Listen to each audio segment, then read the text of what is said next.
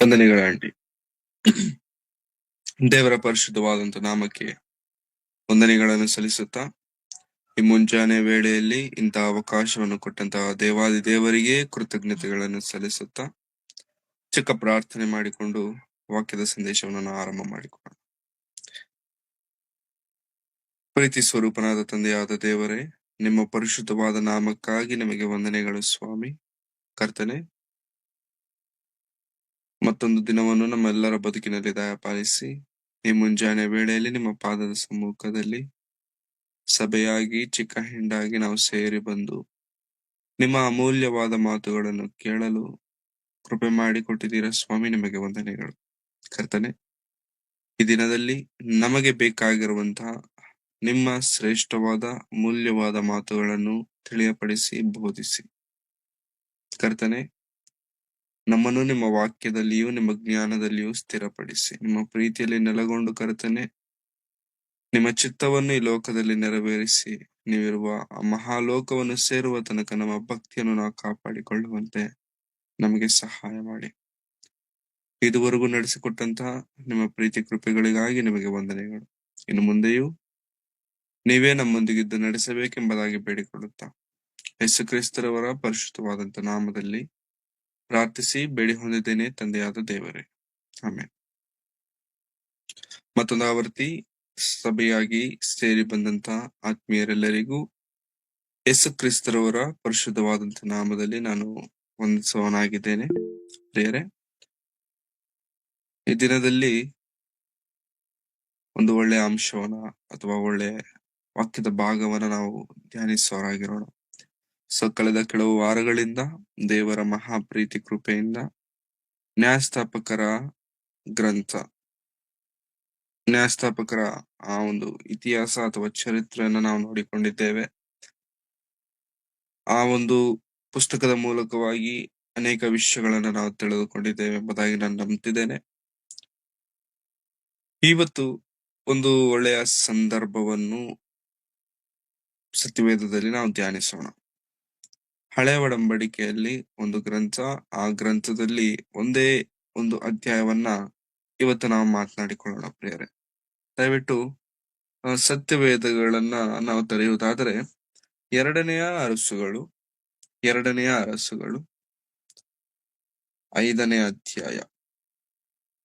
ಈ 2ನೇ ಅರಸುಗಳು 5ನೇ ಅಧ್ಯಾಯ. ಈ 5ನೇ ಅಧ್ಯಾಯವನ್ನು ಇವತ್ತು ನಾವು ಧ್ಯಾನಿಸುವವರಾಗಿದ್ದೇವೆ. 5ನೇ ಅಧ್ಯಾಯ ನಮ್ಮೆಲ್ಲರಿಗೂ ಗೊತ್ತಿರುವಂತ ಭಾಗ ಅಥವಾ ಚರಿತ್ರೆ. 5ನೇ ಅಧ್ಯಾಯದ ಮೇಲಿರುವಂತ ಹೆಡ್ಲೈನ್ಸ್ ನಾನು ಓದೋದಕ್ಕೆ ಇಷ್ಟಪಡ್ತೇನೆ. ಅಂದ್ರೆ ಬೋಲ್ಡ್ ಆಗಿದೆಯಲ್ಲ, ಅದನ್ನ ನಾನು ಓದ್ತೇನೆ. ಎಲೀಷನು ಕುಷ್ಠರೋಗಿಯಾದ ನಾಮಾನನನ್ನು ವಾಸಿ ಮಾಡಿತು. ಎಲೀಷನು ಕುಷ್ಠರೋಗಿಯಾದ ನಾಮಾನನನ್ನು ವಾಸಿ ಮಾಡಿತು. ನಾಮಾನನು, ಎಲೀಷನು, 2 ಹೆಸರುಗಳು ನಮಗೆ ಕಾಣುತ್ತಿದ್ದಾವೆ. ಎಲೀಷನು ಯಾರು ಅಂತಂದ್ರೆ ಒಂದು ಪ್ರವಾದಿ, ದೇವರ ಸೇವಕ. ಇನ್ನೂ ಎಲೀಷನ ಬಗ್ಗೆ ಹೇಳಬೇಕು ಅಂತಂದ್ರೆ ಎಲಿಯನ ಶಿಷ್ಯನು ಎಲೀಷನು. ಎಲಿಯನ 2ರಷ್ಟು ಆತ್ಮ ಉಳ್ಳವನು ಎಲೀಷನು. ಸೊ ಎಲೀಷನು ದೇವರ ಪಕ್ಷದಲ್ಲಿರುವವನಾದರೆ ಇನ್ನೊಂದು ಹೆಸರನ್ನ ದೇವರು ಬರೆಸ್ತಿದ್ದಾರೆ, ನಾಮಾನನು.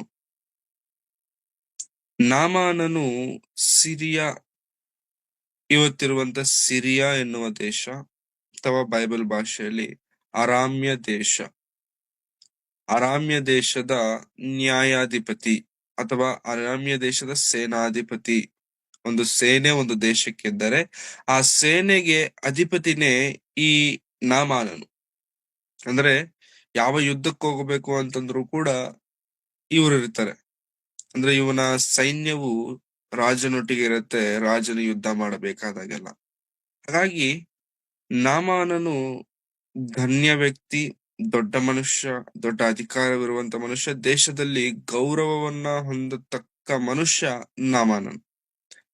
ಆದರೆ ನಾಮಾನನು ದೊಡ್ಡವನೇ, ನಾಮಾನನ ಹೆಸರು ದೊಡ್ಡದೇ, ನಾಮಾನನ ಅಧಿಕಾರವು ದೊಡ್ಡದೇ. ಆದರೆ ಎಲ್ಲರಿಗೂ ಕಾಣುವಂತ ನಾಮಾನನು ಬೇರೆ, ಮನೆಯಲ್ಲಿರುವಂತ ನಾಮಾನನು ಬೇರೆ. ಮನೆಗೆ ಬಂದಾಗ ನಾಮಾನನು ಯುದ್ಧವೀರನು, ಯುದ್ಧಶೂರನಲ್ಲ. ಅವಾಗ ನಾಮಾನನ್ ಏನಾಗ್ತಿದ್ದಾನೆ ಅಂತಂದ್ರೆ ಕುಷ್ಠರೋಗಿಯಾದ ನಾಮಾನನು. ಅಂದ್ರೆ ಎಲ್ಲರಿಗೂ ಕಾಣಿಸುವ ರೀತಿಯಲ್ಲಿ ಅವನು ವೀರನು, ಶೂರನಾಗಿದ್ದಾನೆ. ಆದ್ರೆ ಅವನ ದೇಹದೊಳಗೆ ಕುಷ್ಠ ಇದೆ, ಕುಷ್ಠರೋಗ ಇದೆ. ಕುಷ್ಠರೋಗ ಎನ್ನುವಂಥದ್ದು ಭಯಂಕರವಾದ ರೋಗ, ಭಯಂಕರವಾದ ರೋಗ. ಕುಷ್ಠರೋಗ ಎನ್ನುವಂಥದ್ದು ಭಯಂಕರವಾದ ರೋಗ. ಇವತ್ತು ಅದಕ್ಕೆ ಅನೇಕ ರೀತಿಯಾದಂತ ಮೆಡಿಸಿನ್ಸ್ ಅಥವಾ ಏನಂತಾರೆ ಟ್ರೀಟ್ಮೆಂಟ್ ಗಳು ಬಂದಿದಾವೆ. ಆದ್ರೆ ಒಂದು ದಿನದಲ್ಲಿ ಅದು ಭಯಂಕರವಾದ ರೋಗ. ಅವರ ಜೊತೆಲೂ ಯಾರು ಇರ್ತಿರ್ಲಿಲ್ಲ. ಅವ್ರನ್ನ ಸಪರೇಟ್ ಆಗಿ ಇಡ್ತಿದ್ರು, ಸಪರೇಟ್ ಆಗಿ ಇಡ್ತಿದ್ರು. ಊರು ಹೊರಗೆ ಇಡ್ತಿದ್ರು, ಸಪರೇಟ್ ಊಟ, ಸಪರೇಟ್ ಮನೆ, ಸಪರೇಟ್ ಎಲ್ಲವೂ ಕೂಡ ಸಪರೇಟ್ ಆಗಿ ಇಡ್ತಿದ್ರು. ಅದು ಕುಷ್ಠರೋಗ. ಆದ್ರೆ ನಾಮಾನ್ಯನಿಗೆ ಬಂದಂತ ಕುಷ್ಠರೋಗ ಯಾರಿಗೂ ಗೊತ್ತಿಲ್ಲ, ಬಚ್ಚಿಟ್ಕೊಂಡಿದ್ದಾನೆ. ಆದ್ರೆ ಒಂದು ಸಂದರ್ಭ ನಡೆಯುತ್ತೆ. ಏನ್ ಆ ಸಂದರ್ಭ ಅಂತಂದ್ರೆ, ಈ ನಾಮಾನನು ಇಸ್ರಾಯೇಲ್ ದೇಶದ ಮೇಲೆ ಯುದ್ಧಕ್ಕೆ ಹೋದಾಗ ಇಸ್ರಾಯೇಲ್ಯರನ್ನು ಸೋಲಿಸಿ ಇಸ್ರಾಯೇಲ್ಯರಲ್ಲಿರುವಂತ ಕೆಲವರನ್ನ ಕ್ಯಾಪ್ಚರ್ ಮಾಡಿ ತಗೊಂಡ್ ಬಂದ್ಬಿಡ್ತಾನೆ. ಅಂತಂದ್ರೆ ಸೆರೆ ಹಿಡಿದು ಕರ್ಕೊಂಡು ಬರ್ತಾನೆ. ಆ ಸೆರೆ ಹಿಡಿದು ಬಂದವರಲ್ಲಿ ಒಂದು ಆ ಒಂದು ಹುಡುಗಿ ಇರುತ್ತೆ. ಆ ಹುಡುಗಿನ ಏನ್ ಮಾಡ್ತಾನೆ ಅಂತಂದ್ರೆ ಮನೆಗ್ ತಗೊಬಂದ್ ಇಟ್ಕೊಳ್ತಾನೆ. ಮನೆ ಕೆಲಸ ಮಾಡ್ಸಕ್ಕೆ ಮನೆಗ್ ತಗೊಬಂದ್ ಇಟ್ಕೊಳ್ತಾನೆ. ಈ ಮನೆಗ್ ಬಂದಂತ ಈ ಹುಡುಗಿಗೆ ಗೊತ್ತಾಗತ್ತೆ ನಮ್ಮ ಯಜಮಾನ್ರಿಗೆ ಕುಷ್ಠರೋಗ ಇದೆ ಅಂತ. ವಿಷಯ ಗೊತ್ತಾಗಿದ ತಕ್ಷಣ ಆ ಹುಡುಗಿ ಆ ಯಜಮಾನ್ರ ಹೆಂಡತಿಗೆ ಹೇಳ್ತಾಳೆ, ಅಮ್ಮ, ನಮ್ಮೂರಲ್ಲಿ, ನಮ್ಮ ದೇಶದಲ್ಲಿ ಒಬ್ಬ ದೇವರ ಮನುಷ್ಯನಿದ್ದಾನೆ, ಎಲೀಶನ್ ಎಂಬುದಾಗಿ. ಈ ಎಲೀಶನ್ ಹತ್ರ ಒಂದು ವೇಳೆ ಯಜಮಾನ್ರು ಹೋದ್ರೆ ವಾಸಿ ಆಗ್ಬೋದೇನೋ ಅಂತೇಳಿ ಹೇಳ್ತಾಳೆ. ನಾನು ಈ 5ನೇ ಅಧ್ಯಾಯದ ವಿಷಯಗಳನ್ನ ಅರ್ಥ ಆಗುವ ರೀತಿಯಲ್ಲಿ ಹೇಳೋದಕ್ಕೆ ಪ್ರಯತ್ನ ಮಾಡ್ತಿದ್ದೇನೆ. ಎಲೀಶನ್ ಹತ್ರ ಹೋದ್ರೆ ವಾಸಿ ಆಗುತ್ತೇನೋ ಅಂತ ಹೇಳಿದ ತಕ್ಷಣ ಆಸೆ ಬಂತಲ್ಲ, ಆಸೆ. ಯಾಕಂತಂದ್ರೆ ಮೈಯಲ್ಲಿ ರೋಗ ಇದೆ, ರೋಗ ವಾಸಿ ಆದ್ರೆ ಚೆನ್ನಾಗಿರುತ್ತಲ್ಲ ಅನ್ನೋ ಉದ್ದೇಶದಲ್ಲಿ, ಅಯ್ಯೋ ಹೇಳಿದಳೆ ಟ್ರೈ ಮಾಡೋಣ, ಯಾಕೆ ಟ್ರೈ ಮಾಡಬಾರ್ದು, ಎಲ್ಲಾ ಟ್ರೈ ಮಾಡಿದೀವಿ, ಇದನ್ನ ಯಾಕೆ ನಾವು ಟ್ರೈ ಮಾಡಬಾರ್ದು ಅಂತ ಹೇಳಿ ಹೆಂಡತಿ ಹೋಗಿ ಗಂಡನಿಗೆ ಹೇಳ್ತಾಳೆ. ಗಂಡ ಅದಕ್ಕೆ ಒಪ್ಕೊಳ್ತಾನೆ. ಆದ್ರೆ ಎಲೀಶನ ಬಳಿಗೆ ಹೋಗೋದಕ್ಕಿಂತ ಮುಂಚೆ ಅವನ ದೇಶದಲ್ಲಿ ಬೆಳವುಳ್ಳ ಕೆಲವು ವಸ್ತ್ರಗಳನ್ನ, ಚಿನ್ನ ವೈಡೂರ್ಯಗಳನ್ನ, ಇವೆಲ್ಲವನ್ನ ಸಂಪತ್ತನ್ನ ತೆಗೆದುಕೊಂಡು ಹೋಗ್ತಾನೆ. ಅವನು ಒಂದ್ ವೇಳೆ ವಾಸಿ ಮಾಡಿದ್ರೆ ಅವನಿಗೆ ಗಿಫ್ಟ್ ಆಗಿ ಕೊಡ್ಬೇಕಾಗತ್ತಲ್ಲ, ಥ್ಯಾಂಕ್ಸ್ ಗಿವಿಂಗ್ ತರ ಹೇಳಿ. ಸೊ ಕೊಡೋಣ ಅಂತೇಳಿ ತಗೊಂಡೋದಾಗ ಎಲೀಶನ ಮನೆ ಹತ್ರ ಬರ್ತಾನೆ. ಎಲೀಶನ್ ಇರುವಂತಹ ಗುಡಾರದ ಬಳಿಗೆ ಬಂದಾಗ ಎಲೀಶನು ಹೊರಗೂ ಬಂದಿಲ್ಲ, ಎಲೀಶನು ನಾಮಾನನನ್ನ ಕಣ್ಣಾರೆ ನೋಡೂ ಇಲ್ಲ. ನಾಮಾನನ್ ಎನ್ನುವಂತ ಒಂದು ಸೇನಾಧಿಪತಿ, ಸಿರಿಯಾ ದೇಶಕ್ಕೆ ಸಂಬಂಧಪಟ್ಟಂತ ಸೇನಾಧಿಪತಿ ಬಂದಿದ್ದಾನೆ ಎನ್ನುವಂತ ವಿಷಯ ಎಲೀಶನ್ಗೆ ಹೇಳಿದ ತಕ್ಷಣ ಎಲೀಶನು ಆ ಸೇವಕನಿಗೆ ಹೇಳುವಂತ ಮಾತು, ಯೋರ್ಧಾನ್ ನದಿ ಇದೆ, ಆ ಯೋರ್ಧಾನ್ ನದಿಯಲ್ಲಿ 7 ಬಾರಿ ಮುಳುಗ ಕೇಳು. ಯೋರ್ಧಾನ್ ನದಿ ಇದೆ, ಅದರಲ್ಲಿ 7 ಬಾರಿ ಮುಳುಗ ಕೇಳು, ಅವನ ರೋಗ ವಾಸಿ ಆಗತ್ತೆ. ಈ ಮಾತು ಕೇಳಿದ ತಕ್ಷಣ ನಾಮಾನಿಗೆ ಭಯಂಕರ ಕೋಪ ಬರುತ್ತೆ, ಭಯಂಕರ ಕೋಪ ಬರುತ್ತೆ. ಏನಿದು, ನನ್ನ ದೇಶದಲ್ಲಿ ಹೊಳೆಗಳಿಲ್ವಾ, ನನ್ನ ದೇಶದಲ್ಲಿ ನೀರಿರುವಂತ ಸ್ಥಳವೇ ಇಲ್ವಾ, ಇದಕ್ಕಿಂತ ಯೋರ್ಧಾನ್ ನದಿಗಿಂತ ಶ್ರೇಷ್ಠವಾದಂತ ನದಿಗಳು ನಮ್ಮ ದೇಶದಲ್ಲಿ ಇದಾವೆ, ದಮಸ್ಕ ಪಟ್ಟಣಗಳಲ್ಲಿ ಇದಾವೆ ಅಂತೇಳಿ ಕೋಪಗೊಂಡಿದ್ದಾನೆ. ಯಾಕೆ ಅಂತಂದ್ರೆ ಆ ಅಪ್ಪ ಹೊರಗ್ ಬಂದು ನನ್ನನ್ನ ನೋಡಿಲ್ಲ, ನೋಡಿರೋದು ಪಕ್ಕಕ್ಕಿಡಿ, ನನ್ನನ್ನ ಬಂದು ಮುಟ್ಟಾದ್ರೂ ನೋಡ್ಬೇಕು ತಾನೆ.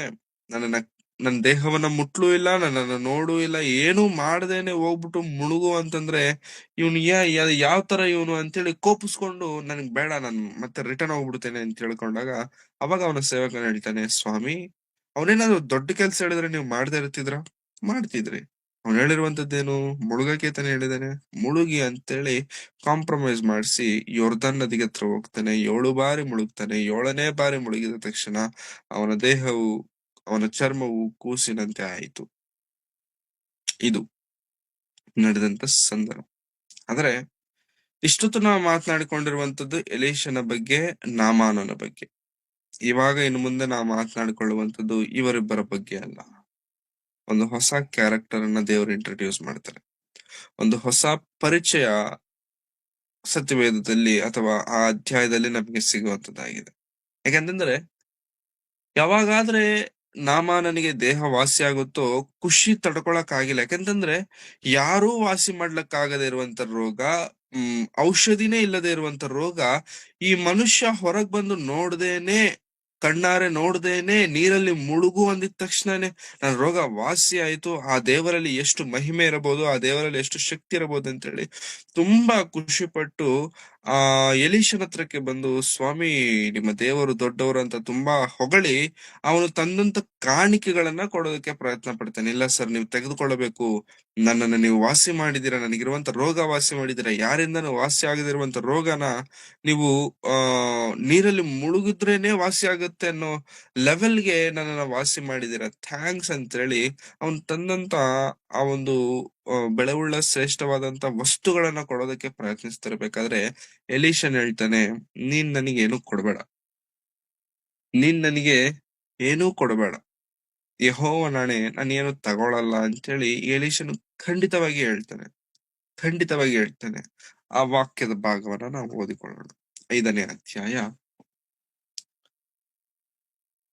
18ನೇ ವಚನ. 19ನೇ ವಚನ ಓದೋಣ. 19ನೇ ವಚನ. ಆ ಎಲೀಶನು ಅವನಿಗೆ, ಸಮಾಧಾನದಿಂದ ಹೋಗು ಎಂದು ಉತ್ತರ ಕೊಟ್ಟನು. ಅವನು ಹೊರಟು ಹೋದನು.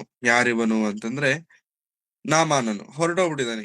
ಏನು ತಗೊಂಡಿಲ್ಲ, ಏನು ತಗೊಂಡಿಲ್ಲ, ಸುಮ್ಮನೆ ಸೈಲೆಂಟ್ ಆಗಿ ಹೊರಟೋಗ್ಬಿಟ್ಟಿದ್ದಾನೆ. ಇವಾಗ 20ನೇ ವಚನ ನಾವು ಓದ್ಬೇಕು. 20ನೇ ವಚನದಲ್ಲಿ ಒಂದು ಹೊಸ ಕ್ಯಾರೆಕ್ಟರ್ ನ ದೇವರು ಇಂಟ್ರೊಡ್ಯೂಸ್ ಮಾಡ್ತಿದ್ದಾರೆ. ಇವತ್ತು ನಾವು ಮಾತನಾಡಿಕೊಳ್ಳುವಂತ ಆ ವ್ಯಕ್ತಿನೇ ಈ ಹೊಸ ಕ್ಯಾರೆಕ್ಟರ್. ಯಾರು? 20ನೇ ವಚನ.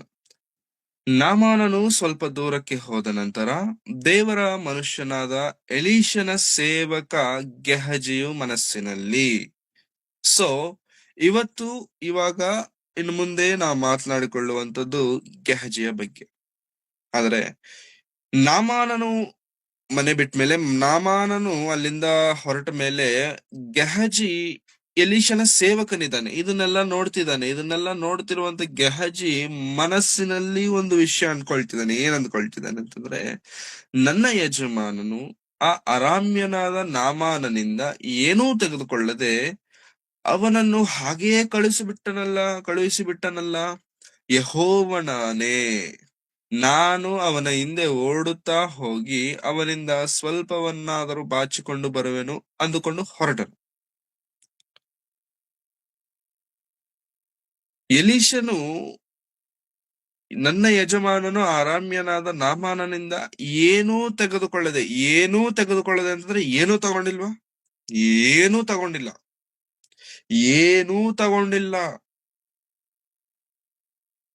ಇವಾಗ ನಮ್ಗೆ ಯಾರಾದ್ರೂ ಬಲವಂತ ಮಾಡ್ತಾರೆ. ಆ ಬಲವಂತ ಮಾಡಿದಾಗ ಪ್ರಿಯರೇ, ಅವರು ಫಾರ್ ಎಕ್ಸಾಂಪಲ್ ಅವರು ಒಂದ್ ತಟ್ಟೆ ಪೂರ್ತಿ ಊಟ ತಿನ್ನು ತಿನ್ನು ತಿನ್ನು ತಿನ್ನು ತಿನ್ನು ಅಂತ ನಮ್ಗೆ ಬಲವಂತ ಮಾಡ್ತಿದ್ದಾರೆ. ನಾವು ಬೇಡ ಬೇಡ, ನಂಗೆ ಅಷ್ಟೊಂದು ತಿನ್ನಕ್ ಆಗಲ್ಲ, ನಾನ್ ಈಗ್ಲೇ ತಿಂದು ಬಂದೆ, ದಯವಿಟ್ಟು ಏನ್ ಅನ್ಕೋಬೇಡಿ, ನಾನ್ ತಿನ್ನಲ್ಲ, ಆಗಲ್ಲ ಆಗಲ್ಲ ಆಗಲ್ಲ. ಇಲ್ಲ, ಅವ್ರು ಒತ್ತಾಯ ಮಾಡ್ತಾನೆ ಇದಾರೆ.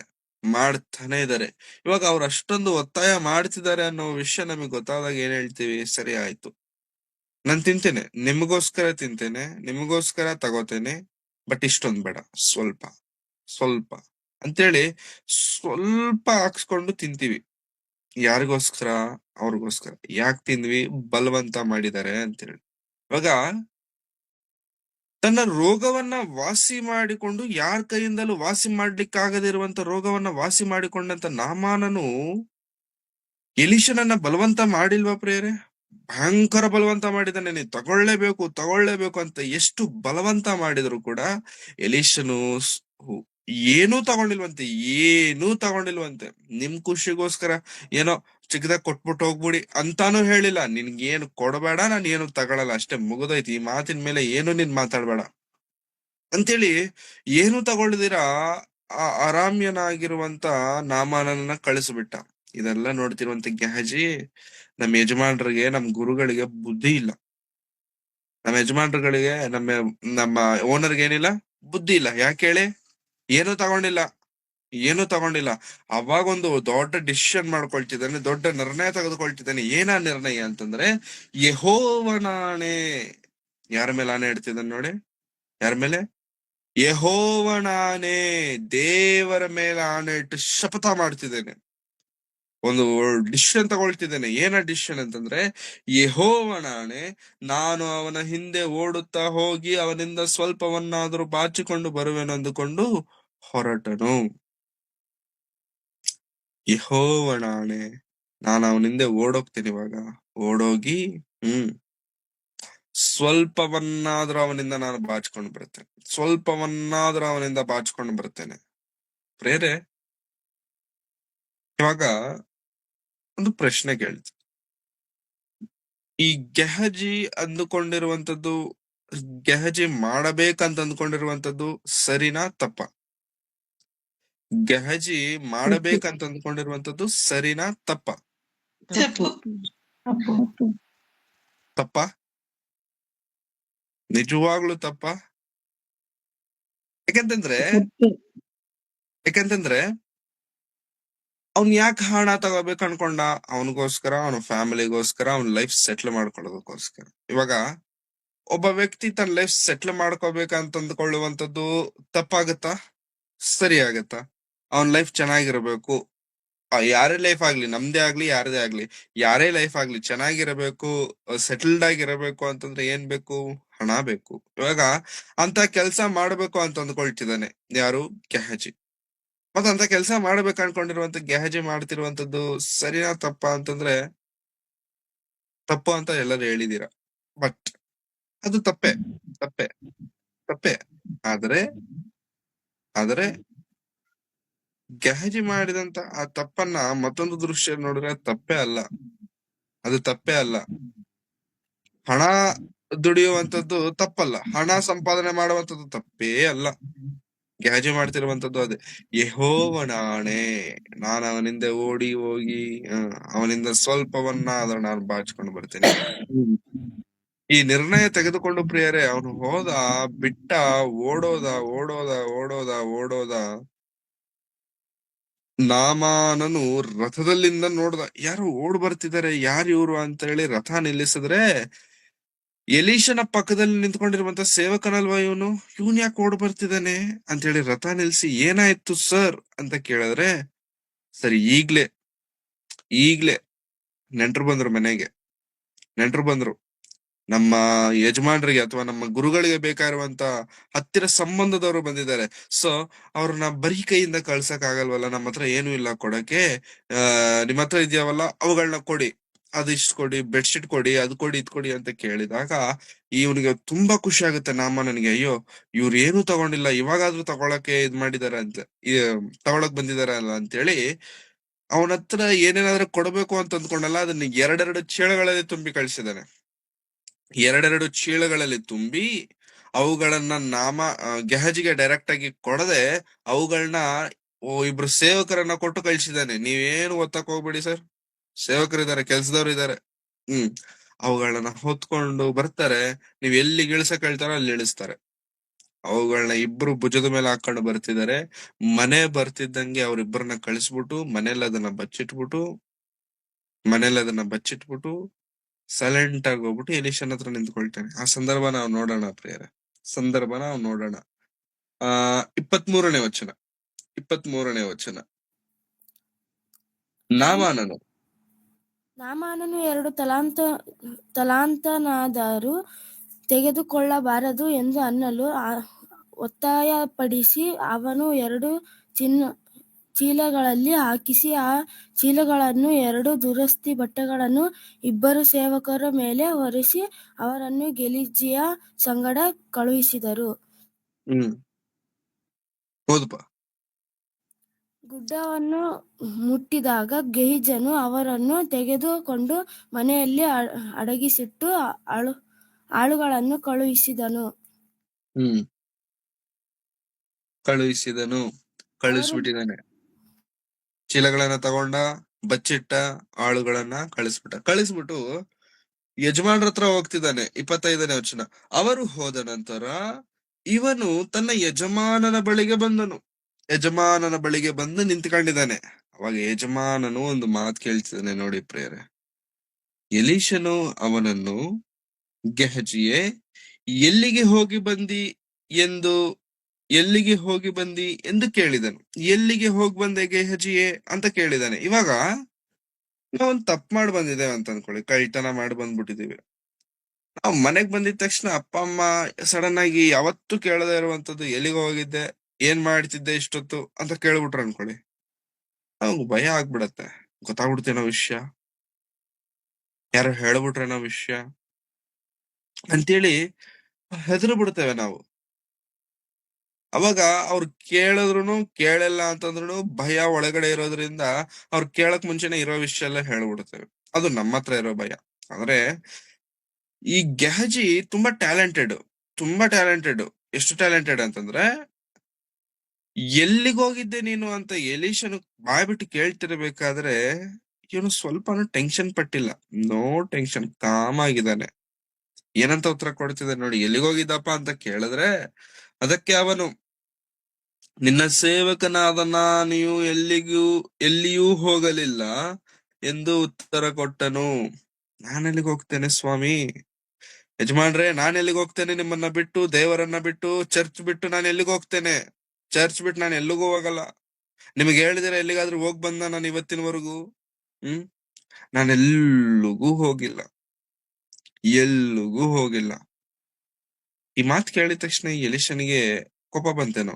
ದೇವ್ರು ಬರ್ಸಿಲ್ಲ. ಕೋಪ ಬಂದಿಲ್ಲ, ಬರ್ಸಿಲ್ಲ ದೇವ್ರು. ಈ ಮಾತು ಕೇಳಿದ ತಕ್ಷಣ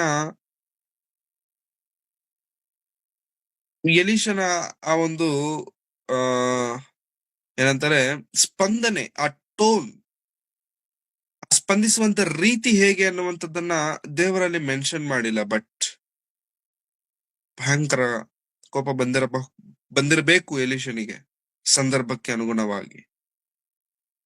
ನಾನು ಎಲ್ಲಿಗೂ ಹೋಗಿಲ್ಲ, ಇಲ್ಲೇ ಇದ್ದೇನೆ. ಸುಳ್ಳು ಹೇಳ್ದ. ನಾನೆಲ್ಲಿಗೂ ಹೋಗಿಲ್ಲ, ಇಲ್ಲೇ ಇದ್ದೇನೆ. ಆಲ್ರೆಡಿ ತಪ್ಪು ಮಾಡಿದಾನೆ. ಆ ತಪ್ಪನ್ನ ಬಚ್ಚಿಟ್ಕೊಳ್ಳೋದಕ್ಕೋಸ್ಕರ ಮತ್ತೊಂದು ತಪ್ಪು ಮಾಡ್ತಿದ್ದಾನೆ, ಸುಳ್ಳು ಹೇಳ್ತಿದ್ದಾನೆ. ಪ್ರೇರೆ, ನಾವು ನಮ್ಮೆಲ್ಲರ ಜೀವನಗಳಲ್ಲಿ ಕೆಲವೊಮ್ಮೆ ತಿಳಿದು ತಪ್ಪುಗಳನ್ನ ಮಾಡ್ತೇವೆ, ತಿಳಿಯದೇನೂ ತಪ್ಪು ಮಾಡ್ತೇವೆ. ಆದರೆ ತಿಳಿದು ಮಾಡಿದರೂ ತಿಳಿಯದೆ ಮಾಡಿದರೂ ತಪ್ಪು ತಪ್ಪೆ. ಹೇಗೆ ಮಾಡಿದರೂ ತಪ್ಪು ತಪ್ಪೆ. ಆದರೆ ಆ ತಪ್ಪನ್ನ ಬಚ್ಚಿಡೋದಕ್ಕೋಸ್ಕರ ನಾವು ಪಡುವಂತಹ ಒಂದು ತಾಪತ್ರಯ, ಪ್ರಯತ್ನ ಇದೆ ನೋಡಿ ಪ್ರೇರೆ, ಅದು ಬಹಳ ದೊಡ್ಡ ತಪ್ಪದು. ಅದು ತಪ್ಪನ್ನ ಬಚ್ಚಿಡೋದಕ್ಕೆ ಮತ್ತೊಂದು ತಪ್ಪು, ಆ ತಪ್ಪನ್ನ ಬಚ್ಚಿಡೋದಕ್ಕೆ ಇನ್ನೊಂದು ತಪ್ಪನ್ನ ಮಾಡ್ಬೇಕಾದಂತ ಅವಶ್ಯಕತೆಗಳು ಬರುವಂತದ್ದಾಗಿದೆ. ಗೆಹಜಿ ಮಾಡ್ತಿರುವಂತದ್ದು ಅದೇ. ಎಲೀಷನ್ ಕೇಳಿದಾನೆ ಅಂತಂದ್ಮೇಲೆ ಸ್ವಲ್ಪನಾದ್ರೂ ಡೌಟ್ ಬರೋದ್ ಬೇಡವಾ? ಗೊತ್ತಾಗ್ಬಿಡ್ತೇನೋ, ಹೇಳ್ಬಿಡೋಣ. ದೇವರ ಮನುಷ್ಯನತನು, ದೇವರೇ ಅನೇಕ ವಿಷಯಗಳನ್ನ ತಿಳಿಯಪಡಿಸುತ್ತಿರುವಂತ ಮನುಷ್ಯನಾದನು. ಆತನಿಗೆ ಗೊತ್ತಾಗದೆ ಏನ್ ಮಾಡಕ್ಕಾಗತ್ತೆ, ಗೊತ್ತಾಗ್ಬಿಡ್ತೇನೋ ಅಂತೇಳಿ ಒಪ್ಕೊಂಡಿಲ್ಲ ಪ್ರಿಯರೇ. ನಾನು ಎಲ್ಲಿಗೆ ಹೋಗಿದ್ದೆ ಸ್ವಾಮಿ, ಯಜಮಾನ್ರೆ, ನಾನು ಇಲ್ಲೇ ಇದ್ದೇನೆ ಅಂತೇಳಿ ಸುಳ್ಳು ಹೇಳ್ದ. ಇಮಿಡಿಯೇಟ್ ಆಗಿ ಅವಾಗ ಎಲೀಷನ ಬಾಯಿಂದ ಬರ್ತಿರುವಂತ ಮಾತು ಪ್ರಿಯರೇ ನಮ್ಮೆಲ್ಲರಿಗೂ ಗುಣಪಾಠ, ನಮ್ಮೆಲ್ಲರ ಜೀವನಗಳಿಗೂ ಕೂಡ ಈ ದಿನ ಒಂದು ಪ್ರಶ್ನೆಯನ್ನ ಹಾಕುವಂತದ್ದಾಗಿದೆ. ಅವಾಗ ಎಲೀಷನ್ ಇಮಿಡಿಯೇಟ್ ಆಗಿ ಹೇಳುವಂತ ಮಾತು ನೋಡಿ ಪ್ರೇರ 26ನೇ ವಚನ. ಆಗ ಎಲೀಷನು ಅವನಿಗೆ, ಒಬ್ಬನು ರಥದಿಂದಿಳಿದು ಬಂದು ನಿನ್ನನ್ನು ಎದುರುಗೊಂಡದು ನನ್ನ ಜ್ಞಾನ ದೃಷ್ಟಿಗೆ ಕಾಣಿಸಲಿಲ್ಲವೆಂದು ನೆನೆಸುತ್ತೀಯೋ? ದ್ರವ್ಯ, ಬಟ್ಟೆಗಳು, ಎಣ್ಣೆ, ಮರದ ತೋಪುಗಳು, ದ್ರಾಕ್ಷ ತೋಟಗಳು, ಕುರಿದನಗಳು, ದಾಸ ದಾಸಿ, ಜನವು, ಇವುಗಳನ್ನು ಸಂಪಾದಿಸುವುದಕ್ಕೆ ಇದು ಸಮಯವೋ? ಸಾಕು ಸಿಸ್ಟರ್. ಇವುಗಳನ್ನು ಸಂಪಾದಿಸುವುದಕ್ಕೆ ಇದು ಸಮಯವೋ? ಇದು ಸಮಯನಾ? ದುಡ್ಡು ಸಂಪಾದನೆ ಮಾಡುವುದಕ್ಕೆ, ದ್ರವ್ಯಾಶೆಯಿಂದ ಓಡುವುದಕ್ಕೆ, ಎಣ್ಣೆ ಮರದ ತೋಪುಗಳನ್ನ, ದೋಸ್ತುಗಳನ್ನ, ಇವುಗಳನ್ನ ಹೊಂದುವುದಕ್ಕೆ ಇದು ಸಮಯನಾ ಗೆಹಜಿ? Do you think it's the right time? ಇದು ಸಮಯನಾ? ನನಗೆ ದೇವರನ್ನು ಕುರಿತು ನಾನು ಎಷ್ಟು ಹೇಳಿದೆ, ದೇವರು ಇಸ್ರಾಯೇಲ್ಯರ ವಿಷಯದಲ್ಲಿ ಪಡ್ತಿರುವಂತಹ ನೋವನ್ನು ಕುರಿತು ಎಷ್ಟು ಹೇಳಿದೆ ನಿನಗೆ. ಇದು ಸಮಯನಾ? ಇದು ಒಳ್ಳೆ ಸಮಯ ಅಂತ ನೀನು ಅಂದುಕೊಳ್ತಿದ್ಯಾ? ಇದು ಸಮಯವೋ? ಇದು ಸಮಯವೋ ಪ್ರಿಯ ದೇವರ ಮಕ್ಕಳೇ.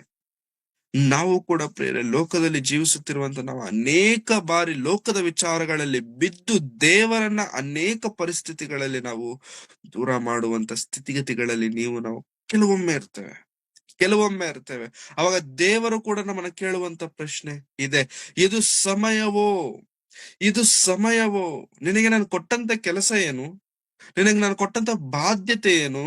ನೀವು ಸರ್ವಲೋಕಕ್ಕೂ ಹೋಗಿ ಸರ್ವ ಸೃಷ್ಟಿಗೆ ಸುವಾರ್ತೆಯನ್ನು ಪ್ರಕಟಿಸಿ ಅನೇಕರನ್ನ ಶಿಷ್ಯರನ್ನಾಗಿ ಮಾಡಿರಿ, ಅವರನ್ನು ದೇವರ ನಾಮದಲ್ಲಿಯೂ ಪವಿತ್ರಾತ್ಮನ ನಾಮದಲ್ಲಿಯೂ ನನ್ನ ನಾಮದಲ್ಲಿಯೂ ದೀಕ್ಷಾ ಸ್ನಾನ ಮಾಡಿಸಿ. ಇದು ತಾನೇ ನಾನು ನಿಮಗೆ ಕೊಟ್ಟಂತ ಕೆಲಸ, ಇದು ತಾನೇ ನಾನು ನಿಮ್ಗೆ ಮಾಡಬೇಕೆಂದು ಹೇಳಿದಂತ ಕೆಲಸಗಳು. ಮತ್ತೆ ನೀವು ಇದನ್ನ ಮಾಡದೆ ಲೋಕವನ್ನಾಗಲಿ ಲೋಕದಲ್ಲಿರುವವುಗಳನ್ನಾಗಲಿ ಆಶಿಸಬೇಡಿ, ಅವು ನನ್ನಿಂದ ಉಂಟಾದವುಗಳಲ್ಲ. ಎಷ್ಟೋ ಮಾತುಗಳನ್ನ ನಾನು ಬರೆಸಿದ್ದೇನಲ್ಲ, ಇವೆಲ್ಲ ನಿಮ್ಗೆ ಅರ್ಥ ಆಗಿಲ್ವಾ? ಇಷ್ಟು ವಾಕ್ಯ ಕೇಳಿದರು, ಇಷ್ಟು ಗಂಭೀರವಾದಂತ ಮಾತುಗಳನ್ನ ಸೇವಕರು ನಿಮ್ಗೆ ಬೋಧಿಸುತ್ತಿದ್ದರೂ ಕೂಡ ಪ್ರಿಯರೇ, ಯಾಕಿನ್ನು ಲೋಕದಲ್ಲಿ ಜೀವಿಸ್ತಿದ್ದೇವೆ? ಇದು ಸಮಯವೋ, ಇದು ಸಮಯವೋ? ಒಬ್ಬ ದುಡ್ಡಿನಿಂದ ಹೋಗ್ತಾನೆ, ಒಬ್ಬ ಲೋಕದಿಂದ ಹೋಗ್ತಾನೆ, ಇನ್ನೊಬ್ಬ ಹುಡುಗಿರಿಂದ ಹೋಗ್ತಾನೆ. ಇದು ಸಮಯವೋ? ಇದು ಹೊರಗಿನವರು ಮಾಡಿದ್ರೆ ತಪ್ಪಲ್ಲ, ದಯವಿಟ್ಟು ಅರ್ಥ ಮಾಡ್ಕೊಳ್ಳಿ. ಇದು ಲೋಕದವರು ಮಾಡಿದ್ರೆ ತಪ್ಪಲ್ಲ. ನೀನು ಕುಡಿಯೋದು ಲೋಕದಲ್ಲಿ ಮಾಡಿದ್ರೆ ತಪ್ಪಲ್ಲ. ನೀನು ಹುಡುಗಿಯರಿಂದ ಓಡಾಡೋದು ಲೋಕದಲ್ಲಿ ಮಾಡಿದ್ರೆ ತಪ್ಪಲ್ಲ. ನೀನು ದ್ರವ್ಯಾಶೆಯಾಗಿ ಜೀವಿಸುವಂತದ್ದು ಲೋಕದಲ್ಲಿ ತಪ್ಪಲ್ಲ. ಲೋಕದ ವಿಷಯದಲ್ಲಿ ಗೆಹಜಿ ಮಾಡಿರುವಂತದ್ದು ತಪ್ಪಲ್ಲ. ಲೋಕದ ದೃಷ್ಟಿಯಲ್ಲಿ ಗೆಹಜಿ ಮಾಡಿರುವಂತದ್ದು ಸರಿನೇ. ಆದರೆ ಯಾವಾಗಾದ್ರೆ ದೇವರ ಬಳಿಗೆ ನಾವು ಬರ್ತೇವೋ, ಯಾವಾಗಾದ್ರೆ ದೇವರ ಆ ಒಂದು ಪರಿಶುದ್ಧ ಗ್ರಂಥದ ಬಳಿಗೆ ನಾವು ಬರ್ತೇವೋ, ದೇವರ ಮಾತುಗಳನ್ನ ನಾವು ಕೇಳ್ತೇವೋ, ದೇವರ ಮಾತುಗಳು ನಮ್ಗೆ ಹೇಳುವಂತದ್ದು ತಪ್ಪೇ, ನೀನ್ ಮಾಡ್ತಿರುವಂತದ್ದು ತಪ್ಪು. ಯಾಕೆಂತಂದ್ರೆ ಲೋಕದಲ್ಲಿ ನೀನು ವ್ಯಭಿಚಾರ ಮಾಡಿದ್ರೆ ತಪ್ಪು ಅಂತ ಹೇಳ್ತಾರೇನೋ, ಆದ್ರೆ ಬೈಬಲ್ ಹೇಳುತ್ತೆ ನೀನು ವ್ಯಭಿಚಾರ ಮಾಡುವಷ್ಟು ದೂರ ಹೋಗಬೇಕಾಗಿಲ್ಲ ಮಗನೇ. ಒಂದು ಸ್ತ್ರೀಯನ್ನ ನೋಡಿ ಆಕೆಯನ್ನು ಕುರಿತು ಕೆಟ್ಟದಾಗಿ ನಿನ್ನ ಮನಸ್ಸಿನಲ್ಲಿ ಯೋಚಿಸಿದರೇನೆ ಸಾಕು, ಅಲ್ಲೇ ನೀನು ಆಕೆಯೊಂದಿಗೆ ವ್ಯಭಿಚಾರ ಮಾಡಿ. ಇದು ವಾಕ್ಯ, ಇದು ಸತ್ಯವೇದ, ಇದು ದೇವರು. ನಮ್ಗೆ ಅರ್ಥ ಆಗುವುದಕ್ಕೆ ಪ್ರಯತ್ನಗಳು ಪ್ರೇರೇವಲ್ಲ, ದೇವರು ನಮ್ಮನ್ನು ಅರ್ಥ ಮಾಡಿಸುವುದಕ್ಕೆ ಪ್ರಯತ್ನಗಳು. ಇದು ಸಮಯವೋ? ಲೋಕದಲ್ಲಿರೋದಕ್ಕೆ ಇದು ಸಮಯವೋ? ನಿಜ ಪ್ರಿಯರೇ, ಲೋಕದಲ್ಲಿ ಜೀವಿಸುತ್ತಿರುವಂತ ನಾವು ಅನೇಕ ಬಾರಿ ನಾವು ಅಂದುಕೊಳ್ತೇವೆ ಲೋಕದಲ್ಲಿರೋರು ಚೆನ್ನಾಗಿದಾರಲ್ಲ, ಲೋಕದಲ್ಲಿ ಇದ್ದವ್ರಂಗೆ ನಾವು ಇದ್ಬಿಟ್ರೆ ಚೆನ್ನಾಗಿರುತ್ತಲ್ಲ ಅಂತ. ನೋ, ತಪ್ಪದು. ಲೋಕದಲ್ಲಿರುವಂತದ್ದು ಮೋಸ, ವಂಚನೆ, ದೌರ್ಜನ್ಯ, ಕೆಟ್ಟತನ. ಆದ್ರೆ ಕ್ರಿಸ್ತನಲ್ಲಿರುವಂತದ್ದು ಅದಲ್ಲ. ತಗ್ಗಿಸುವಿಕೆ, ಪ್ರೀತಿ, ಕ್ಷಮೆ, ಇವೆಲ್ಲವೂ ಲೋಕಕ್ಕೆ ಹೆಂಗಿರುತ್ತೋ ಗೊತ್ತಾ ಬೇರೆ? ಹುಚ್ಚು ಮಾತಾಗಿರುತ್ತೆ. ಎಸ್, ಹೌದು, ಹುಚ್ಚು ಮಾತಾಗೇ ಇರುತ್ತೆ, ಹುಚ್ಚು ಮಾತಾಗಿರುತ್ತೆ ಪ್ರಿಯರೇ. ಒಂದು ಪ್ರಾಕ್ಟಿಕಲ್ ವಿಷಯ ನಾನು ಕುಡಿಯಲ್ಲ ಅಂತೇಳಿ 10 ಜನ ಇರೋ ಜಾಗದಲ್ಲಿ ಹೇಳಿ, ನಾನು ಕುಡಿಯಲ್ಲ ಅಂತೇಳಿ. ಹೊಸ ವ್ಯಕ್ತಿಗಳು, ಹೊಸ ಜನರ ಮುಂದೆ ನಾನು ಕುಡಿಯಲ್ಲ, ಹೊಸ ಕೊಲೀಗ್ಸ್, ಹೊಸ ಕಂಪನಿಗೆ ಜಾಯ್ನ್ ಆಗಿದ್ವಿ, ನಾನು ಕುಡಿಯಲ್ಲ ಅನ್ನೋ ವಿಷಯ ಅವ್ರಿಗೆ ಗೊತ್ತಾಯ್ತು ಅಂತ ಅಂದ್ಕೊಳ್ಳಿ. ಫಸ್ಟ್ ಕೆಳಗಿಂದ ಮೇಲ್ವರೆಗೂ ನೋಡ್ತಾರೆ, ಟಾಪ್ ಟು ಬಾಟಮ್. ಯಾವ ಮನುಷ್ಯನ ನೀನಾ ಕುಡಿತಿಲ್ವಾ? ಅದು ಬೆಂಗಳೂರಲ್ಲಿ ಇದ್ಕೊಂಡು ಹೈಟೆಕ್ ಸಿಟಿಯಲ್ಲಿ ಇದ್ಕೊಂಡು ಸುತ್ತಮುತ್ತ ಪಬ್ಗಳು, ಬಾರ್ಗಳು ಇಷ್ಟೆಲ್ಲ ಇಟ್ಕೊಂಡು ಕುಡಿಯಲ್ವಾ? ಹೆಂಗ್ ನೋಡ್ತಾರೆ ಹೇಳಿ? ಹೆಂಗ್ ನೋಡ್ತಾರೆ ಅಂತಂದ್ರೆ ಒಂದು ಕ್ಷಣ ನೀನ್ ಮನುಷ್ಯನೇ ಅಲ್ಲ ಅಂತಂತಾರೆ, ನೀನ್ ಮನುಷ್ಯನೇ ಅಲ್ಲ ಅಂತ ಹೇಳ್ತಾರೆ. ಹೌದು ಪ್ರಿಯರೇ, ಹೌದು. ಇದು ಲೋಕದ ಆ ರೀತಿ, ಲೋಕದ ಪದ್ಧತಿ. ನೀನ್ ತಪ್ಪು ಮಾಡದೇ ಇರುವಂತದ್ದು ತಪ್ಪು ಲೋಕದಲ್ಲಿ, ನೀನು ಪಾಪ ಮಾಡದೇ ಇರುವಂತದ್ದು ಪಾಪ. ನೀನು ಸರಿಯಾಗಿದ್ರೆ ನಿನ್ನ ಹೆಂಗೋ ಹೇಳನೆ ಮಾಡುವಂತ ರೀತಿಯಲ್ಲಿ ನಿಮ್ಮನ್ನ ನೋಡ್ತಾರೆ. ಇದು ಲೋಕದವರಿಗೆ ಹುಚ್ಚು ಮಾತು. ದೇವರು ದೇವರು ದೇವರು ಅಂತಿದ್ರೆ ಇವ್ನಿಗೇನ್ ಬೇರೆ ಕೆಲ್ಸ ಇಲ್ಲ ಅಂತ ಹುಚ್ಚು ಮಾತಾಗಿರ್ತಾರೆ, ನಮ್ಮನ್ನ ಹೇಳನೆ ಮಾಡ್ತಾರೆ. ನೋ, ಅವ್ರು ಹೇಳನೆ ಮಾಡಿದರೂ ಕೂಡ ಲೋಕದವರಿಗೆ ಅದು ಹುಚ್ಚು ಮಾತು, ಆದ್ರೆ ಕ್ರಿಸ್ತನಲ್ಲಿರುವಂತ ನಮಗೆ ಅದೇನಾಗಿದೆ ಗೊತ್ತಾ? ದೇವರ ಶಕ್ತಿ. ಅದು ದೇವರ ಶಕ್ತಿಯಾಗಿದೆ. ಹಾಗಾಗಿ ಪ್ರಿಯ ಕ್ರೈಸ್ತರೇ, ಹೌದು, ಹಾಳಾಗ್ತಿರುವಂತವ್ರು ಯಾರೋ ಗೊತ್ತಾ ಪ್ರಿಯರೇ? ಹಾಳಾಗ್ತಿರುವಂತ ಕ್ರೈಸ್ತರು ಯಾರೋ ಗೊತ್ತಾ? ಸಿಟಿಲಿರೋ ಕ್ರೈಸ್ತರಲ್ಲ. ಸಿಟಿಯಲ್ಲಿರೋ ಕ್ರೈಸ್ತರು ಜಾಸ್ತಿ ಹಾಳಾಗ್ತಿಲ್ಲ. ಹಳ್ಳಿಗಳಲ್ಲಿರುವಂತವ್ರು ಬೇಗ ಹಾಳಾಗ್ತಾರೆ. ಹಳ್ಳಿಗಳಲ್ಲಿರೋರು ಬೇಗ ಹಾಳಾಗ್ತಾರೆ. ಅವ್ರನ್ನ ಸಿಟಿಗೆ ಕರ್ಕ ಬಂದು ಒಂದ್ 2 ತಿಂಗಳು ಪಕ್ಕದಲ್ಲಿ ಇಟ್ಕೊಂಡ್ರೆ ಅವಾಗ ಗೊತ್ತಾಗತ್ತೆ ಈ ಎಲ್ಲಾ ಚಟಗಳು ಯಾವಾಗಿಂದನೋ ಶುರು ಆಯ್ತು. ಒಬ್ಬ ಸಹೋದರನಿದ್ದಾನೆ ನಮ್ಮ ಹತ್ರ ಪ್ರಿಯರೇ. ಅವ್ರ ಹಿಂಗೆ ಆ ದೇವರ ವಾಕ್ಯದಲ್ಲಿ ಚಿಕ್ಕ ವಯಸ್ಸಿಂದ ಬೆಳೆದಿದ್ದೇವೆ ನಾವೆಲ್ಲ. ನೀವು ಊರಲ್ಲಿದ್ದೀರಾ, ಬಟ್ ನಾವು ನಮ್ಮ ಫ್ಯಾಮಿಲಿ ಬೆಂಗಳೂರಿಗೆ ಬಂದ್ವಿ. ದೇವರ ವಾಕ್ಯದಲ್ಲಿ ಇದ್ದದರಿಂದ ನಾವು ಲೋಕದಲ್ಲಿ ಇರಲಿಲ್ಲ, ಲೋಕದಲ್ಲಿ ಬೀಳ್ಲಿಲ್ಲ, ನಮ್ಮನ್ನ ನಾವು ಕಾಪಾಡ್ಕೊಂಡ್ವಿ. ಇವತ್ತಿನವರೆಗೂ ದೇವರ ವಾಕ್ಯನೇ ನಮ್ಮನ್ನ ಕಾಪಾಡಿದೆ. ಆದ್ರೆ ಅದೇ ವಾಕ್ಯ ಕೇಳಿದಂತ ನೀವು, ಅದೇ ವಾಕ್ಯದ ಪ್ರಕಾರವಾಗಿ ಬದುಕುತ್ತಿರುವಂತ ನೀವು ಹಳ್ಳಿಯಲ್ಲಿದ್ರಿ. ನೀವು ಬೆಂಗಳೂರಲ್ಲ, ಸಿಟಿಯಲ್ಲ, ಹಳ್ಳಿಯಲ್ಲಿದ್ರಿ. ಹಳ್ಳಿಯಲ್ಲಿದ್ದಂತ ನಿಮಗೆ ಹೆಂಗ ಬಂತು ಈ ಚಟಗಳು? ಹೇಗ ಅಭ್ಯಾಸ ಆಯ್ತು ಈ ಕೆಟ್ಟ ಇವೆಲ್ಲ ಅಂತೇಳಿ ಅವರು ಆಶ್ಚರ್ಯಪಟ್ಟು ಕೆಲವೊಂದ್ಸತಿ ಹತ್ತು ಬಿಟ್ಟಿದ್ದೀನಿ ಅಣ್ಣ, ಅವ್ರ ಹತ್ರ ಹತ್ತಿದ್ದೀನಿ, ಹೆಂಗೆ ನಿಮ್ಗೆ ಇದಾಯ್ತು ಅಂತೇಳಿ. ನಿಜ ಪ್ರಿಯರೇ, ಲೋಕ ನಮ್ಮನ್ನ ಹಾಳು ಮಾಡೋದಕ್ಕೆ ತುಂಬಾ ಸಮಯ ತಗೊಳ್ಳೋದಿಲ್ಲ. ಲೋಕದಲ್ಲಿ ನೀನ್ ತಪ್ಪು ಮಾಡೋದು ಸರಿನೇ, ಆದ್ರೆ ದೇವರು ಬಂದು ಹೇಳ್ತಾರೆ ನೀನ್ ತಪ್ಪು ಮಾಡೋದು ತಪ್ಪೇ, ನೀನು ನೋಡೋದು ತಪ್ಪೇ, ನೀನು ಮಾತನಾಡೋದು ತಪ್ಪೇ, ಪ್ರತಿಯೊಂದು ತಪ್ಪೇ ತಪ್ಪೇ ತಪ್ಪೇ ತಪ್ಪೇ. ಬೈಬಲ್ ನಮ್ಮನ್ನ ಸರಿ ಮಾಡುವಂತದ್ದು, ಲೋಕ ನಮ್ಮನ್ನ ಹಾಳು ಮಾಡುವಂತದ್ದು. ಗೆಹಜಿ ಅಂದ್ಕೊಂಡ ನಾನು ಮುಚ್ಚಿಟ್ಬಿಟ್ಟಿದ್ದೇನೆ ಅಂತ, ಗೊತ್ತಾಗಿಲ್ಲ ಅಂತ, ಎಲೀಷನ್ಗೆ ಗೊತ್ತಾಗಿಲ್ಲ ಅಂತ ಗೆಹಜಿ ಅಂದ್ಕೊಂಡ. ಆದ್ರೆ ಎಲೀಷನು ಬಾಯಿ ತೆರೆದ್ರೆ ಅವಾಗ ಗೊತ್ತಾಯ್ತು, ಅಯ್ಯೋ ನಾನು ನಿನ್ನೊಂದಿಗೆ ಇದ್ದೆ ಅಂತ ನೀನ್ ಮರ್ತೋಗ್ಬಿಟ್ಟಿದ್ಯಾ, ನನ್ನ ದೃಷ್ಟಿ ನಿನ್ನ ಜೊತೆಗೆ ಇತ್ತು ಅಂತ ನೀನ್ ಮರ್ತೋಗ್ಬಿಟ್ಟಿದ್ಯಾ ಗೆಹಜಿ, ನಿನ್ನ ಶಿಷ್ಯನಪ್ಪ. ತಪ್ಪು ಮಾಡಿ ಆ ತಪ್ಪನ್ನ ಬಚ್ಚಿಟ್ಕೊಳ್ಳೋದಕ್ಕೋಸ್ಕರ ಎಷ್ಟೆಲ್ಲ ಹೇಳ್ತಿದ್ಯಲ್ಲ ಪ್ರಿಯರೇ. ನಾವು ಕೂಡ ಕೆಲವೊಮ್ಮೆ ಯಾವ್ದನ್ನಾದ್ರೆ ಬಿಟ್ಟು ಬಂದಿರ್ತೇವಲ್ವಾ, ಯಾವ್ದನ್ನಾದ್ರೆ ಬಿಟ್ಟು ಅದರ ಹಿಂದೆನೆ ಹೋಗ್ತಿರ್ತೇವೆ ತುಂಬಾ ಸತಿ. ದೀಕ್ಷಾ ಸ್ನಾನ ತೆಗೆದುಕೊಳ್ಳಬೇಕಾದ್ರೆ ಒಂದು ಮಾತು ಹೇಳ್ತೇವೆ, ನಾನಿನ್ನು ಲೋಕಕ್ಕೋಸ್ಕರ ಬದುಕಲ್ಲ, ದೇವರಿಗೋಸ್ಕರ ಬದುಕ್ತೇನೆ ಅಂತ ದೇವರ ಹತ್ರ ಮಾತು ಕೊಟ್ಟ ನಂತರವೂ ಕೂಡ ಪ್ರಿಯರೇ, ನಾವು ದೇವರಿಗೋಸ್ಕರ ಭಕ್ತಿಯಾಗಿ ಬದುಕ್ತೇವೆ ಅಂತಂದ್ರೆ ಬದುಕಲ್ಲ. ಅದು ಭಯಂಕರ ಕಷ್ಟ ಪ್ರಿಯರೇ. ಮಾತೇನೋ ಕೊಡ್ತೇವೆ, ಬದುಕ್ತೇವ ಕಷ್ಟ. ಅಂತವ್ರನ್ನ ಬೈಬಲ್ ಅಲ್ಲಿ ದೇವರು ಯಾವ್ದ್ರೊಂದಿಗೆ ಹೋಲಿಸಿದಾರೆ ಗೊತ್ತಾ? ಹಂದಿಯ ಜೊತೆಗೆ. ಹಂದಿ ಇನ್ನು ಮುಂದಕ್ಕೆ ಹೋದರೆ ನಾಯಿ ಕಕ್ಕಿರುವಂತದ್ದನ್ನ ಕಕ್ಬಿಡುತ್ತೆ. ನಾಯಿ ಅದು ಕೆಟ್ಟದು, ಮೈಯಲ್ಲಿರಬಾರ್ದು, ದೇಹದಲ್ಲಿರಬಾರ್ದು ಅಂತ ಕಕ್ಬಿಡುತ್ತೆ.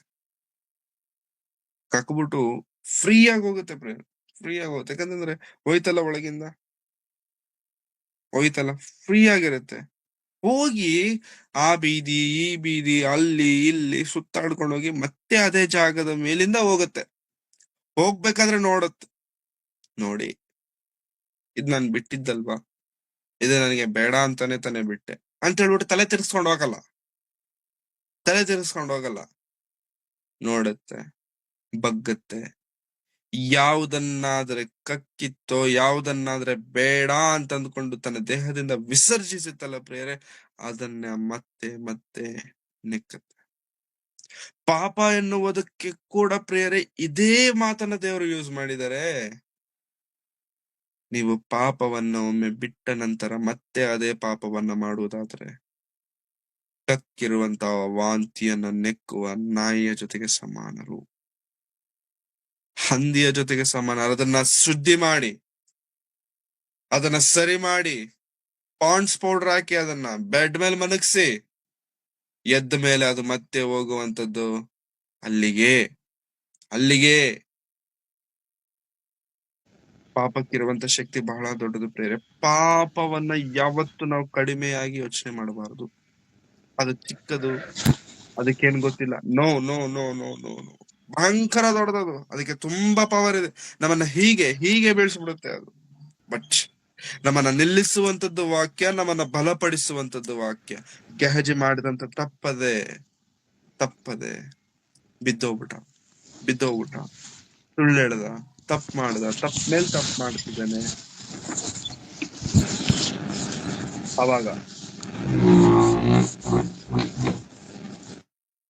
ಅವಾಗ 27ನೇ ವಚನದಲ್ಲಿ ಇದು ಸಮಯನ ನಿನಗೆ ಅಂತೇಳಿ ಎಲೀಷನ ಮಾತನಾಡಿ, 27ನೇ ವಚನ, ನಾಮಾನನ ಕುಷ್ಠವು ನಿನ್ನನ್ನು ನಿನ್ನ ಸಂತಾನದವರನ್ನು ಸದಾ ಕಾಲ ಹಿಡಿದಿರುವುದು ಅಂದನು. ಕೂಡಲೇ ಅವನಿಗೆ ಕುಷ್ಠ ಹತ್ತಿತು. ಅವನು ಹಿಮದಂತೆ ಬಿಳುಪಾಗಿ ಅವನ ಸನ್ನಿಧಿಯಿಂದ ಹೊರಟು ಹೋದನು. ಯಾರ ರೋಗ ಯಾರಿಗ್ ಬಂತು? ನಾಮಾನ್ ರೋಗ ಗೆಹಜಿಗ್ ಬಂತು. ಅವನಿಗೆ ಇದಕ್ಕೆ ಸಂಬಂಧನೇ ಇಲ್ಲ. ಬಟ್ ಆ ಲಿಂಕ್ ಕ್ರಿಯೇಟ್ ಆಗಿದೆ ಎಲ್ಲಿಂದ ಗೊತ್ತಾ? ಆ ಚೈನ್ ಲಿಂಕ್ ಕ್ರಿಯೇಟ್ ಆಗಿದೆ ಎಲ್ಲಿಂದ ಗೊತ್ತಾ? ಅತಿ ಆಸೆ. ನಾವು ಕೂಡ ಪ್ರಿಯರೇ, ದೇವರಲ್ಲಿ ಭಯಭಕ್ತಿಯಿಂದ ಜೀವಿಸಬೇಕಾ? ದೇವರಲ್ಲಿ ವಿಧೇಯರಾಗಿ ಜೀವಿಸಬೇಕಾ? ಯಾರ ಹೊರಗಿರೋಣ ನೋಡಕ್ ಹೋಗ್ಬೇಡಿ ಪ್ಲೀಸ್. ನಮ್ಮ ಜೀವನವನ್ನ ಹಾಳು ಮಾಡುವಂತದ್ದು ಅದೇ. ಅವ್ರು ಚೆನ್ನಾಗಿದ್ದಾರೆ, ಇವ್ರು ಚೆನ್ನಾಗಿದ್ದಾರೆ, ಅವ್ರು ಹಿಂಗಿದ್ದಾರೆ, ಅವ್ರು ಹಿಂಗಿದ್ದಾರೆ. ಅವ್ರು ಹೆಂಗಿದ್ರು ಹೆಂಗಿಲ್ಲ ಅಂತಂದ್ರು ಕೂಡ ನಾವು ಹೆಂಗಿದ್ದೇವೆ ಅನ್ನುವಂಥದ್ದೇ ಮುಖ್ಯ. ತುಂಬಾ ಸಲ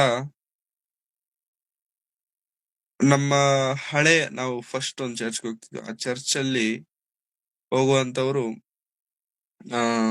ಒಂದು ಮೀಟಿಂಗ್ಸ್ ಹೋಗಿದ್ರು. 3-4 ದಿನ ಇರುವಂತ ಮೀಟಿಂಗ್ಸ್ ನಾರ್ತ್ ಕರ್ನಾಟಕ ಕಡೆ ಬಳ್ಳಾರಿ ಲೈಕ್ ಆ ಜಾಗದಲ್ಲಿ 3 ದಿನ ಮೀಟಿಂಗ್ಸ್ ಹೋಗಿದ್ರು. ಬಸ್ ಮಾಡ್ಕೊಂಡು ಹೋಗಿದ್ದಾರೆ.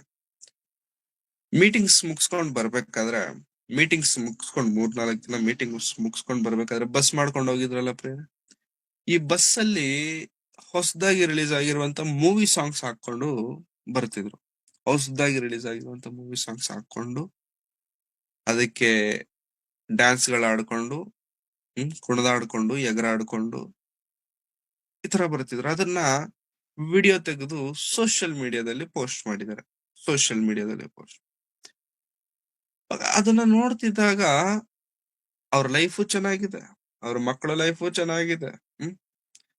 ಹಾಗಂತ ಭಕ್ತಿಯಲ್ಲಿದ್ದಾರೆ ಅಂತ ನಾನು ಹೇಳ್ತಿಲ್ಲ, ಲೌಕಿಕವಾಗಿ ಚೆನ್ನಾಗಿದೆ, ಅವ್ರ ಲೈಫ್ ಚೆನ್ನಾಗಿದೆ. ಹಾಗಂತೇಳಿ ಚರ್ಚ್ಗೆ ಹೋಗಲ್ವಾ? ಚರ್ಚ್ಗೆ ಹೋಗ್ತಾರೆ, ಬೈಬಲ್ ಓದ್ತಾರೆ, ಭಕ್ತಿ ಮಾಡ್ತಾರೆ, ಇಷ್ಟೆಲ್ಲಾ ಮಾಡಿದ್ರು ಕೂಡ ಕೊನೆಗೆ ಅವ್ರ ರಿಸಲ್ಟ್ ಏನಿದೆಯಪ್ಪ ಅಂತಂದ್ರೆ ಹಿಂಗಿರುತ್ತೆ ರಿಸಲ್ಟ್. ಬಟ್ ಅವ್ರು ಹಂಗ್ ಮಾಡಿ ಅವರು ಚೆನ್ನಾಗಿದಾರಲ್ಲ, ನಾವ್ ಯಾಕೆ ಇಷ್ಟು ಭಕ್ತಿ ಮಾಡಿ, ಇಷ್ಟು ವಿಧೇಯತೆಯಲ್ಲಿ ಇದ್ದು, ಇಷ್ಟು ಕಷ್ಟಗಳನ್ನ ಯಾಕೆ ಅನುಭವಿಸಬೇಕು? ಒಂದು ಕ್ಷಣ ನಮ್ಗ ಅನ್ಸ್ಬಿಡುತ್ತೆ, ನಾವ್ ಹಂಗಿದ್ರೆ ಏನ್ ಚೆನ್ನಾಗಿರುತ್ತಲ್ಲ, ನಾವ್ ಅವ್ರ ತಾನೇ ಬಿಡ್ಬೋದಲ್ಲ. ಯಾರ ಲೆಕ್ಕ ಅವರದೆ, ಯಾರ ತೂಕ ಅವರದೆ, ಯಾರ ಪ್ರತಿಫಲ ಅವರದೆ. ನಿನ್ನ ನಂಬಿಕೆ ನಿನ್ನನ್ನು ಸ್ವಸ್ಥ ಮಾಡಿತು ಎಂಬುದಾಗಿ ಯೇಸು ಸ್ವಾಮಿ 2000 ವರ್ಷಗಳಿಂದ ಹೇಳಿದಂತ ಮಾತು ಸತ್ಯವಾದ ಮಾತಾದ್ರೆ, ನನ್ನ ಭಕ್ತಿಯೇ ನಿಮ್ಮನ್ನ ಪರಲೋಕಕ್ಕೆ ಸೇರಿಸುವಂತದ್ದಾಗಿದೆ. ಯಾರ ಭಕ್ತಿನ ನೋಡ್ಬಿಟ್ಟು ನಮ್ಮ ಭಕ್ತಿನ ಕಡಿಮೆ ಮಾಡ್ಕೊಳ್ಳೋದಕ್ಕೆ ಹೋಗ್ಬಾರ್ದು. ಯಾರ ವಿಶ್ವಾಸನ ನೋಡ್ಬಿಟ್ಟು ನಮ್ಮ ವಿಶ್ವಾಸವನ್ನ ಯಾವತ್ತೂ ಕೂಡ ಪ್ರೇರೆ ಕಡಿಮೆ ಮಾಡ್ಕೊಳ್ಳಕ್ ಹೋಗ್ಬಾರ್ದು. ನಿನ್ನ ಭಕ್ತಿ ನಿನ್ನದೇ, ನನ್ನ ಭಕ್ತಿ ನನ್ನದೇ. ಹಾಗಂತ ಹೇಳ್ಬಿಟ್ಟು ನಾನೊಬ್ಬ ಭಕ್ತಿವಂತನಾಗಿದ್ದೇನೆ, ನಾನೊಬ್ಬ ಭಕ್ತಿ ತೋರಿಸ್ತಿದ್ದೇನೆ, ನನ್ನ ಕುಟುಂಬವೆಲ್ಲ ಪರಲೋಕಕ್ಕೆ ಹೋಗಲ್ಲ. ನೀನ್ ಮಾತ್ರ ಹೋಗ್ತೀಯ. ನಿನ್ನ ಕುಟುಂಬ ಭಕ್ತಿ ತೋರಿಸ್ತಾನೆ, ನಿನ್ನ ಕುಟುಂಬ. ಅಣ್ಣ ಭಕ್ತಿ ತೋರಿಸ್ತಾನೆ, ಅಣ್ಣ ಹೋಯ್ತಾನೆ. ಗಂಡ ಭಕ್ತಿ ಗಂಡ ಹೋಯ್ತಾನೆ. ಹೆಂಡತಿ ಭಕ್ತಿ ತೋರಿಸೋದ್ರಿಂದ ಗಂಡ ಪರಲೋಕಕ್ಕೆ ಹೋಗಲ್ಲ. ಯಾರ ಭಕ್ತಿ ಅವ್ರದೆ, ಯಾರ ಲೆಕ್ಕ ಅವ್ರದೆ, ಯಾರ ಪ್ರತಿಫಲ ಅವ್ರದೆ, ಯಾರ ಚೀಲ ಅವ್ರದೆ.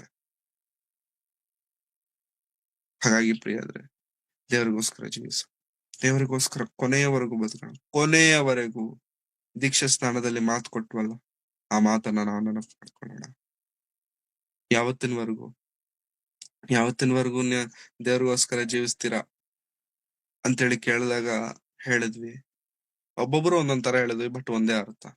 ಒಬ್ರು ಹೇಳಿದ್ರು ಕೊನೆಯವರೆಗೂ ದೇವರಿಗೋಸ್ಕರ ಜೀವಿಸ್ತೇನೆ, ಲೋಕದಲ್ಲಿ ಎಷ್ಟು ದಿನ ಬದುಕ್ತೀನೋ ಅಷ್ಟು ದಿನ ದೇವರಿಗೋಸ್ಕರ, ಉಸಿರು ನಿಲ್ಲೋವರೆಗೂ ದೇವರಿಗೋಸ್ಕರ. ಈ ರೀತಿ ಒಬ್ಬೊಬ್ಬರು ಒಂದೊಂದು ರೀತಿ ಅಂತ ಉತ್ತರ.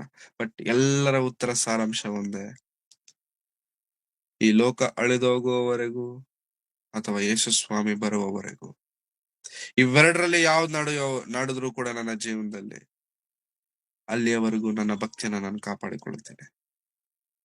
ಕಾಪಾಡಿಕೊಳ್ಳೋಣ ಪ್ರಿಯರೇ, ಕಾಪಾಡಿಕೊಳ್ಳೋಣ. ಗೆಹಜಿ ಹಾಗೆ ಬೀಳೋದು ಬೇಡ, ಗೆಹಜಿ ಹಾಗೆ ಟೆಂಪ್ಟ್ ಆಗೋದು ಬೇಡ, ಗೆಹಜಿ ಹಾಗೆ ಏನೋ ನೋಡಿದ ತಕ್ಷಣ ಅದನ್ನ ಹೊಂದಬೇಕು ಎಂಬುದಾಗಿ ಅದಕ್ಕೋಸ್ಕರ ಅತ್ಯಾಸೆ ಪಟ್ಟದ್ರಿಂದ ಓಡಬೇಕಾದಂತ ಅವಶ್ಯಕತೆ ಇಲ್ಲ. ದಯವಿಟ್ಟು ಬೇಡ ಪ್ರಿಯರೇ. ಅದಕ್ಕಿಂತ ಮಿಗಿಲಾದನ್ನ, ಅದಕ್ಕಿಂತ ಶ್ರೇಷ್ಠವಾದದ್ದನ್ನ, ಅದಕ್ಕಿಂತ 10ರಷ್ಟು 100ರಷ್ಟು ಶ್ರೇಷ್ಠವಾದದ್ದನ್ನ ದೇವರು ನಮಗೆ ಕೊಡ್ತಾರೆ. ಬಟ್ ಯಾವುದಕ್ಕೂ ಕೂಡ ನಾವು ಕಾಂಪ್ರಮೈಸ್ ಆಗ್ಬಿಟ್ಟು ಅದಕ್ಕೆ ತಲೆ ಬಗ್ಸ್ಬಾರ್ದು ಪ್ರಿಯರೇ. ನಮ್ಮ ತಲೆ ಬಗ್ಗಬೇಕಾದ ದೇವರ ಹತ್ರನೇ.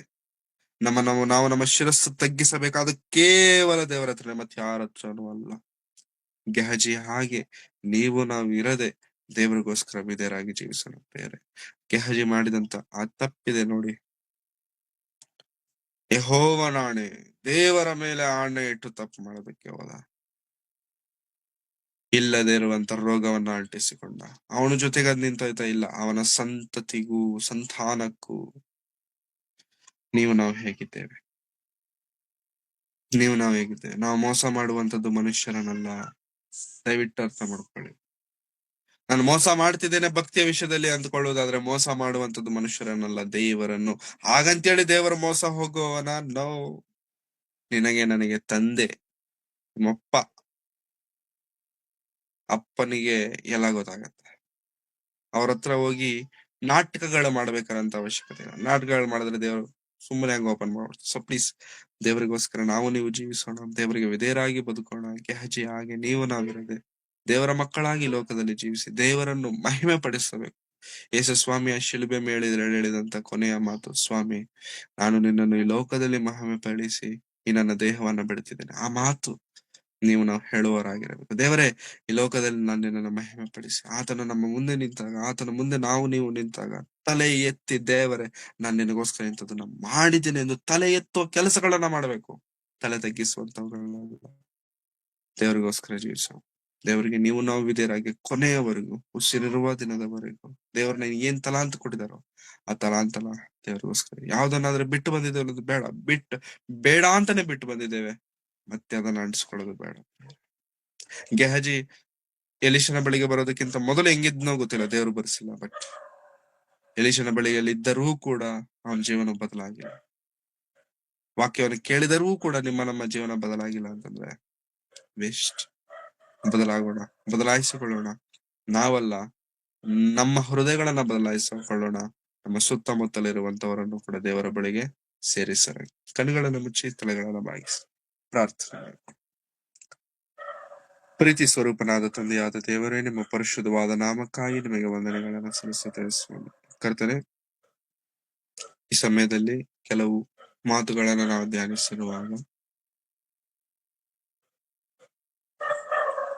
ಆ ಮಾತುಗಳು ನಮ್ಮ ಹೃದಯದಲ್ಲಿ ಕಾರ್ಯ ಮಾಡುವಂತೆ ಸಹಾಯ ಮಾಡಿ. ಗೆಹಜಿಯ ಹಾಗೆ ನಾವಿರದೆ ನಿಮ್ಮಲ್ಲೇ ನಮ್ಮ ಭಕ್ತಿಯನ್ನು ಕಾಪಾಡಿಕೊಂಡು ಕೊನೆಯವರೆಗೂ ವಿಶ್ವಾಸದಿಂದ ಬದುಕುವಂತೆ, ಜೀವಿಸುವಂತೆ ನಮಗೆ ಸಹಾಯ ಮಾಡಿ.